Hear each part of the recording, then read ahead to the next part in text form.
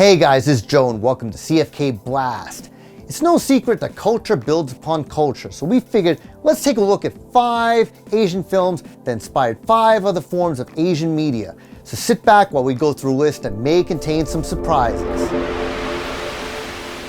Master of the Flying Guillotine, Dal Sim. Directed by and starring the late Jimmy Wang Yu as the one-armed boxer, 1976's Master of the Flying Guillotine, aka One-Armed Boxer versus the Flying Guillotine, is a kung fu tournament film that's actually a big fan favorite among many of the genre's connoisseurs. The film focuses on our protagonist being hunted down by a flying guillotine-wielding assassin who wants to enact revenge over the deaths of his pupils. This all takes place during a tournament where one character in particular is an Indian yoga master who can extend his arms to fight his opponents. The scenes with this character in question are awesome, as we get some fun and cool practical effects focusing on the extending and retracting arms.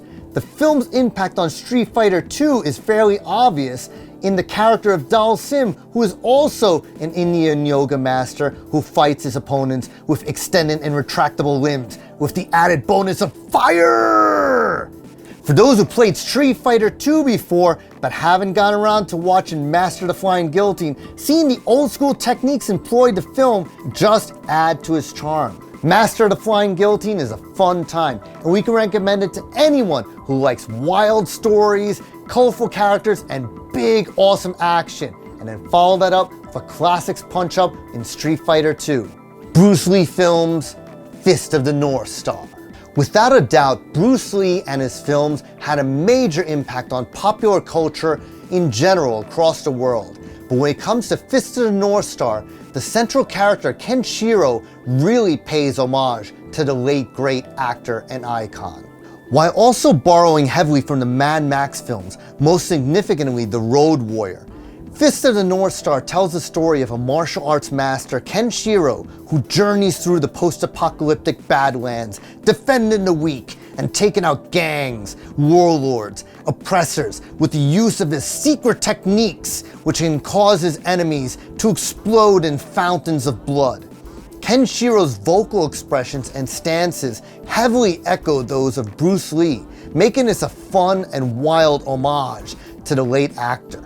Fist of the North Star was made available as a TV show, a feature-length anime, and a series of OVAs. So if you're into martial arts, over-the-top carnage, and some really cool homages to pop culture, we definitely recommend Fist of the North Star. Shaolin Wooden Men, Mokujin, Tekken. Before his breakthrough in 1978 with Snake and the Eagle's Shadow and Drunken Master, Jackie Chan had made a series of films that didn't perform quite as well. But one in particular had more of an impact than you might have realized. 1976's Shaolin Wooden Men features a mute Jackie Chan taking on a gauntlet of wooden men in order to complete a series of challenges. These wooden men, however, would end up having a particular influence on the Tekken series. Starting with Tekken 3, players would be introduced to the character of Mokujin, a wooden man-like character who bears a striking resemblance to those found in the film. Mokujin has no fighting style of his own, yet rather mirrors the fighting styles of his opponents, which does somewhat reflect the mechanical nature of the wooden men found in the film that influenced it. If you haven't checked out Shaolin Wooden Men, we recommend you check out the amazing 88 Films release with our own Arne Venema doing an audio commentary on it with Mike Leader. And if you haven't yet checked out the Tekken series, well, it might just be time to join the King of Iron Fist tournament. Drunken Master, Chingensai, King of Fighters.